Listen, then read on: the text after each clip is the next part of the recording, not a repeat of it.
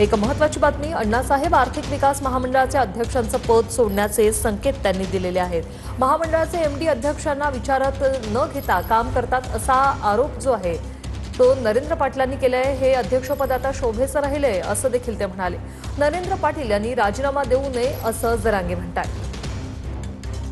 गेल्या 1 वर्षापासून अण्णासाहेब पाटील आर्थिक विकास महामंडळाच्या माध्यमातून एमडीने चालवलेला एक हाती कारभारामुळे मराठा समाजाचं नुकसान होतंय। समाजाचं या महामंडळामधून हित साध्य होत नसेल तर मला त्या महामंडळामध्ये राहण्यामध्ये काही रस नाहीये, कारण हे काही लाभाचं पद नाहीये। समाजसेवा म्हणून मी काम करतो, पण खुर्चीवर बसून माझ्या समाजाचे प्रश्न जर मी सोडू शकत नसेल तर मग त्या पदावर बसून करायचं काय? त्याच्यामुळे मुख्यमंत्र्यांशी चर्चा करून पुढचा निर्णय घेईल।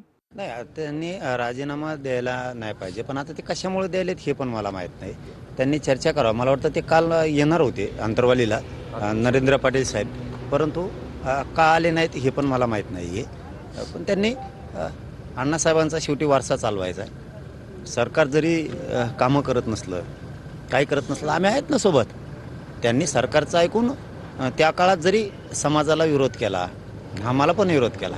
समाजाचं नुकसान जर सरकार करत असलं तर तुम्ही येऊन सांगा, आपण 100% त्याच्यावरती तोडगा काढू, पण राजीनामा नाही द्यायला पाहिजे या मताचे आम्ही आहेत। आत्ताच थोड्या वेळापूर्वी माझ्याकडे एक जण कर्ज प्रकरणासंदर्भात आला होता आणि याच्यात असं सांगितलं जातं की अण्णासाहेब पाटील महामंडळाच्या वतीनं कोणत्याही पद्धतीनं श्युरिटीची गरज नाही, काही गहाण ठेवण्याची गरज नाही, पण त्या कर्जदाराला त्याचं 15 लाखाचं कर्ज आहे, पण किमान 15 ते 20 लाखाची मालमत्ता गहाण ठेवावी अशा पद्धतीनं बँकेनं सांगितलं।